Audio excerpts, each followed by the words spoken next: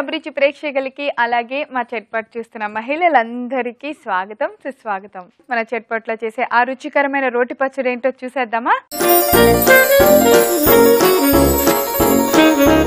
మరి ఈ పండగ రోజు మనందరికీ ఎంత చక్కగా రుచికరమైన రోటి పచ్చడి చేయడానికి సిద్ధంగా ఉన్నారు.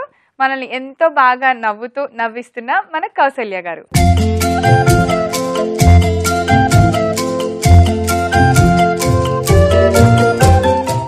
హాయ్ కౌసల్య గారు. హాయ్ ప్రేణి గారు, ఎలా ఉన్నారు? బాగున్నాండి. ఈ పండగ పూట స్పెషల్ గా మీరు మాకేదో చాలా మంచి స్పెషల్ రోటి పచ్చడి చేస్తారు. ఏంటి పండగ హడావుడి ఎలా జరుగుతుంది? నవరాత్రులు ఎలా చేస్తున్నారు? యాక్చువల్గా నవరాత్రిలో అంటే చాలా నిష్ఠా నియమాలతో చేస్తామండి. 9 రోజులు ఫస్ట్ రోజు నాడు గణేశుడిని పూజ చేస్తాం. అవును. తర్వాత నుంచి అమ్మవారిని మొదలు పెడతాం. నవధాన్యాలు వేసి ధాన్యాల్లో ఎలా మొలకలు ఎలా వస్తూ ఉంటాయో ఈ 9 రోజులు కూడా ఐశ్వర్యం అన్ని రావాలని చెప్పి ఫస్ట్ అలా నవధాన్యాలు వేసి ఈ పూజ స్టార్ట్ చేస్తాం. ఈ నవరాత్రులు చేసేటప్పుడట మన మొహంలో కూడా ఒక గ్లో అంటే ఒక రకమైనటువంటి తేజస్సు కనిపిస్తుంది. అమ్మవారి నామాలు మనం ఎంత చదువుతూ ఉంటామో అంత తేజస్వితంగా మన మొహం కూడా కనిపిస్తుంది అని చెప్పి అంటూ ఉంటారు ప్రజలు. మేబీ మనం నిష్ఠా నియమాలతోటి మన మనస్ఫూర్తిగా హృదయం నిర్మలంగా ఉంచుకొని చేయడం వల్ల ఈ పండుగని అలా అంటారేమో, అలా అందరూ అనుకుంటారు. అంటే ఆ టైంలో మనం చాలా ప్రశాంతంగా అమ్మవారి మీద ఎక్కువ ధ్యాస పెట్టి ఉంటాం కాబట్టి ఆ పీస్ఫుల్నెస్ మన ఫేస్ లో కనపడి బ్రైట్ గా కనిపిస్తామేమో. మీరు అన్న తర్వాత అనిపిస్తుంది. ఓకే కౌసల్య గారు, మరి మా కోసం ఏం పచ్చడి చేస్తున్నారు ఈ స్పెషల్ రోజున? స్పెషల్ రోజున అంటే ఇక్కడ మనం అన్ని కలియక ఉండేటటువంటి పచ్చడి శనగపప్పు గుమ్మడికాయ పచ్చడి. గుమ్మడికాయ మాత్రం పండుగ అనగానే వచ్చేస్తుంది మనకి చక్కగా. ఎప్పుడన్నా స్పెషల్ గా వెజిటేరియన్ లో మనం వండాలి అంటే గుమ్మడికాయ కదా. ఇవాళ నేను తీసుకున్నది తెల్ల గుమ్మడికాయ, బూడిద గుమ్మడికాయ అంటారు కదండి. ఈ గుమ్మడికాయని తీసుకున్నాం. ఈ గుమ్మడికాయ చాలా రేర్ గా వాడతారు మన వాళ్ళందరూ. దీంతో ఆవకాయ కూడా పెడితే చాలా బాగుంటుంది. ఈ పచ్చడిలో మనం గుమ్మడికాయని వేస్తున్నాం. అలాగే, మరి ఈ గుమ్మడికాయ పచ్చనపప్పు పచ్చడికి కావాల్సిన ఇంగ్రీడియంట్స్ అన్న ఒకసారి చూద్దామా? ఓకేనండి. గుమ్మడి శనగపప్పు పచ్చడి తయారు చేసుకోవడానికి కావలసిన పదార్థాలు: బూడిద గుమ్మడికాయ ముక్కలు, నానబెట్టిన పచ్చి శనగపప్పు, పల్లీలు, నువ్వులు, నానబెట్టిన చింతపండు, ఎండుమిర్చి, పచ్చిమిర్చి, కొత్తిమీర, కరివేపాకు, బెల్లం, పచ్చి కొబ్బరి తురుము, ఇంగువ, తాలింపు గింజలు, ఉప్పు, పసుపు, నూనె. ఓకే కౌసల్య గారు, అన్ని రెడీగా ఉన్నాయి. చాలా ఐటమ్స్ పెట్టారు, పండగ కదా స్పెషల్ గా అన్ని పెట్టారు. ప్రాసెస్ స్టార్ట్ చేద్దామా? ముందుగా ఏం చేద్దాం? స్టవ్ ఆన్ చేసేసి తిరగమూత వేసేసుకుందాం. అలాగే, కొంచెం నూనె వేస్తాను. ఇక్కడ మనం తిరగమూత దినుసులు అన్ని కలిపేసుకున్నాం. ఆవాలు, మినపప్పు, మిరపకాయలు అన్ని వేసేసుకున్నాం. నూనె కొంచెం వేడెక్కగానే తిరగమూత వేసేసుకున్నాం.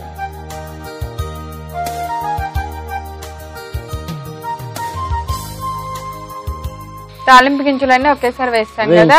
జీలకర్ర, ఆవాలు, మినపప్పు, పచ్చిశనగపప్పు, ఎండుమిర్చి.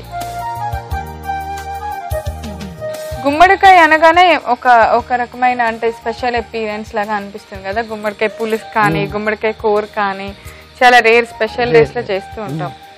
బూడిద గుమ్మడికాయతో పచ్చడి. అంటే ఎందుకని వాడరు బూడిద గుమ్మడికాయని ఎక్కువ? అంటే నిజం చెప్పాలంటే చాలా మందికి ఏ వెరైటీ అని వెజిటబుల్ తెలిస్తే ఆ ప్రాంతం వాళ్ళు వాడతారు. ఇది యాక్చువల్ గా చెప్పాలంటే నార్దర్న్ సైడ్ లో ఆగ్రాకి పీఠ అని చెప్పి చేస్తారు, వాళ్ళు వాడతారు. దీన్ని స్వీట్ గా చేస్తారు, అన్ని రకాలుగా చేస్తారు. కానీ మన ప్రాంతాల్లో ఈ వాడికి ఎక్కువ లేదు. మనం ఏంటంటే ఏదైనా ఇంట్లోని ఇల్లు కట్టేటప్పుడు గుమ్మడికాయ కట్టడం అలా చేస్తాం. ఈ యాక్చువల్ గా ఏంటంటే నవరాత్రిలో సాత్విక ఆహారమే తింటారు. అంటే ఎప్పుడైనా దైవశక్తి కలగాలంటే పెద్ద పెద్ద ఋషులు, మునులు, ఆదిశంకరాచార్య దగ్గర నుంచి మనం ఎవరిని తీసుకున్నప్పటికి కూడా ఆహార నియమాలు చాలా ముఖ్యం. నిష్ఠా నియమాలకి మనం సాత్విక ఆహారం తినేటప్పటికి ఏంటవుతుందంటే మనకి క్రోధం అలాంటివన్నీ కూడా తగ్గిపోతాయి. తర్వాత మనం దేవుణ్ణి ధ్యానం చేసేటప్పుడు కూడాను ఉల్లిపాయ, వెల్లుల్లిపాయ, తర్వాత నాన్ వెజ్ ఇవన్నీ తినకుండా ఈ 9 రోజులు నిష్ఠా నియమంగా పూజ చేసేటప్పుడు ఇవన్నీ పాటిస్తారు. వేగిపోయింది మనకి తాలింపు. నెక్స్ట్ టైం వేస్తున్నారు పల్లీలు వేసి. మనకి తాలింపు వేగిన వెంటనే మనం వేరుశెనగ పప్పు వేసాము, అవి బాగా ఫ్రై అయిపోయినాయి. నెక్స్ట్ టైం వేస్తున్నారు? ఇది వేస్తున్నాం పచ్చిమిరపకాయల ముక్కలు అండి. పచ్చిమిర్చి ముక్కలు.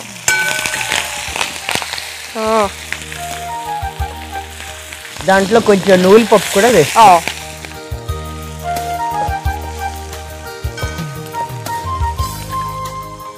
ఇది తీసి మనం పక్కన పెట్టేసుకున్నాం. అలాగే ఇప్పుడు ఫస్ట్ మనం తిరగమూతలోని మినపప్పు, మిరపకాయలు, ఆవాలు అన్నీ వేసేసుకున్నాం. వేసుకున్నాక మనం దీంట్లోని వేరుశనగ పప్పులు గుళ్ళు వేసుకున్నాం. తర్వాత పచ్చిమిరపకాయ ముక్కలు, నువ్వుల పప్పు కూడా వేసుకున్నాం. అలాగే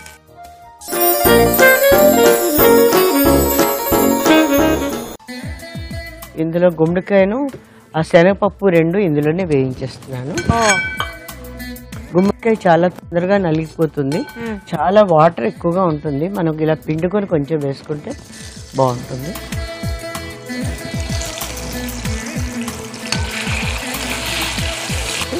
ఇక చూడండి ఇంత రసం వస్తుంది. రసం తీసేయమంటారా? రసం నేను తీసేస్తున్నాను ఇందులోంచి. మళ్ళీ చింతపండు గుజ్జు అది వేస్తాం కదండి.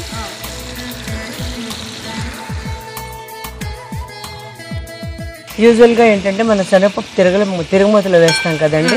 ఈ పచ్చడిలోని నేను నానబెట్టి శనగపప్పు వేస్తున్నాను. కొంచెం శనగపప్పు మనం వేసుకోవచ్చు, అంటే మన క్వాంటిటీ సరిపడా వేసుకుంటే చాలు, గుమ్మడికాయకి తగ్గట్టు. ఇప్పుడు దీంట్లో నేను పసుపు కొంచెం హైలో పెట్టేసుకొని, అంటే కొంచెం తొందరగానే మగ్గిపోతుంది ఇది. పసుపు వేసాను. అలాగే కావాల్సినంత కరివేపాకు, మన పచ్చడి తగినంత. మనం హింగువ నేను పోపులో వేనా వేయొచ్చు, నేను పైనుంచి వేస్తున్నాను హింగువ. ఇక్కడ నూనెలో వేగేటట్టు. మీకు ఎంత వాటర్ వస్తుంది కదండి, కావాల్సినంత ఉప్పు పడే సరిపోయినంత. ఈ నానబెట్టే చింతపండు కూడా ఇందులో వేస్తున్నాను, అంటే కొంచెం నలిగిపోతుంది కదా, అంతే చాలు. ఇదంతా వేగిపోయిన తర్వాత దీంట్లోని కొబ్బరి కూడా వేస్తున్నాం, పచ్చి కొబ్బరి. చివరిగా మనం కొత్తిమీర పెట్టుకున్నాం, గార్నిషింగ్ కూడా వేసుకోవచ్చు. తర్వాత పైన కూడా కొంచెం కొత్తిమీర వేసుకోవచ్చు. ఇప్పుడు అన్ని కావాల్సిన సామాన్లన్నీ ఇందులో వేసేసాం. మీరు అన్నారు చాలా సామాన్లు ఉన్నాయని. పచ్చడి చేసేటప్పుడు సామాన్లన్నీ కలిపి ఒక్కటైపోతుంది.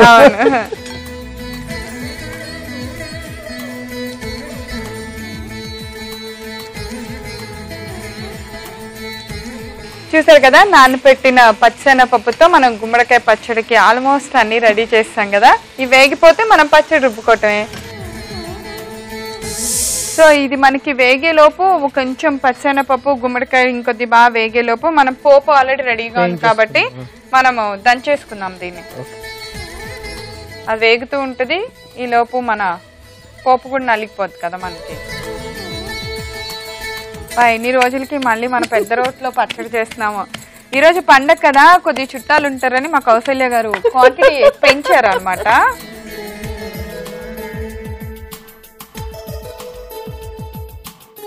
ఆల్మోస్ట్ అంటే వేరుశనగపప్పు, నువ్వులు మనకి నలిగినట్టు అలా కొంచెం నలిగితే అది వేసేసుకోవచ్చు కదా. అది ఆల్మోస్ట్ అంటే ఎంతసేపు అయిపోయింది. ఇంకా పక్క నుంచి కావాలంటే మీకు వాటర్ కంటెంట్ ఉంటే వాటర్ తీసేసేయండి, తీసేసి వేసేస్తారు. ఆయిల్ పైకి వచ్చేసింది, మనం వేసేసుకోవచ్చేమో. వేసేద్దామా? వేసేది. ఇది కొంచెం ఏమైనా నలిగితే మనకు సరిపోతుంది. దాంట్లో ఉన్నటువంటి వాటర్ గిట్టర్ కలిపేసి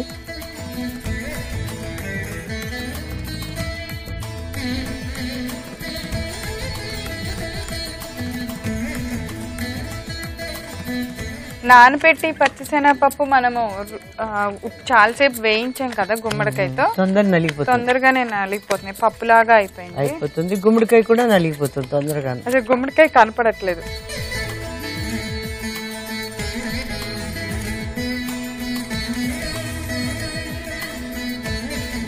మనం నీళ్ళు అది పోయకుండా దాని ఉన్నటువంటి ఇదే కొంచెం పల్చగా అనిపిస్తుంది, ఎక్కువ గట్టిగా ఉండదు.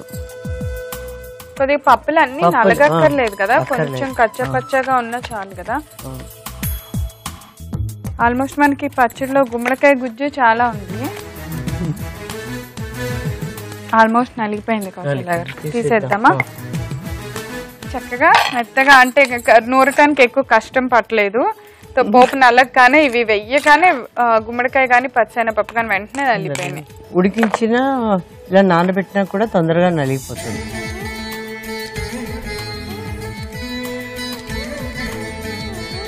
నాకు పచ్చడి చాలా పచ్చడి వచ్చింది.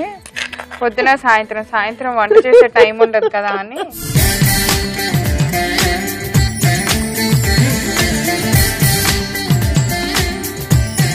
ఓకే, పండగ స్పెషల్ శనగపప్పు గుమ్మడికాయ పచ్చడి టేస్ట్ చేయండి. తప్పకుండా.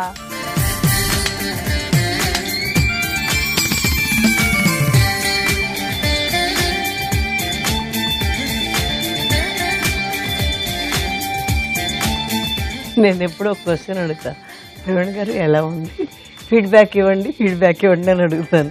అదిరిపోయింది పచ్చడి. పచ్చిశనగపప్పు గుమ్మడికాయ combination the best, ever green. అంతలా అనిపించి చాలా టేస్టీగా ఉంది. మీరు వేసిన చింతపండు కానీ పప్పులు ఉడికే ఇది కానీ చాలా కరెక్ట్గా ఉంది. అంటే మన అన్ని పప్పులు కూడా మెత్తగా రుబ్బేలా పప్పులుగా ఉంది కదా, తింటుంటే చాలా బాగుంది. చూసారు కదా ఈ రోజు పండగ స్పెషల్ చట్పట్లో మేము తయారు చేసిన పచ్చి శనగపప్పు గుమ్మడికాయ పచ్చడి.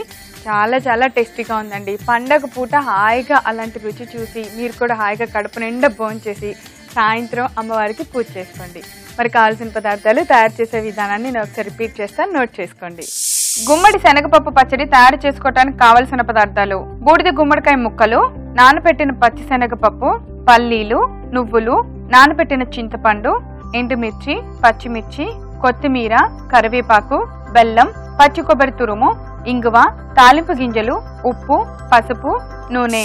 గుమ్మడి శనగపప్పు పచ్చడి తయారు చేసుకునే విధానం: ముందుగా స్టవ్ వెలిగించి బాండి పెట్టుకొని దానిలో కొద్దిగా నూనె వేసి వేడెక్కిన తర్వాత తాలింపు గింజలు వేసి వేయించుకోవాలి. దానిలో ఎండుమిర్చి కూడా కొన్ని వేసి బాగా వేగిన తర్వాత పల్లీలు వేసుకొని వేయించాలి.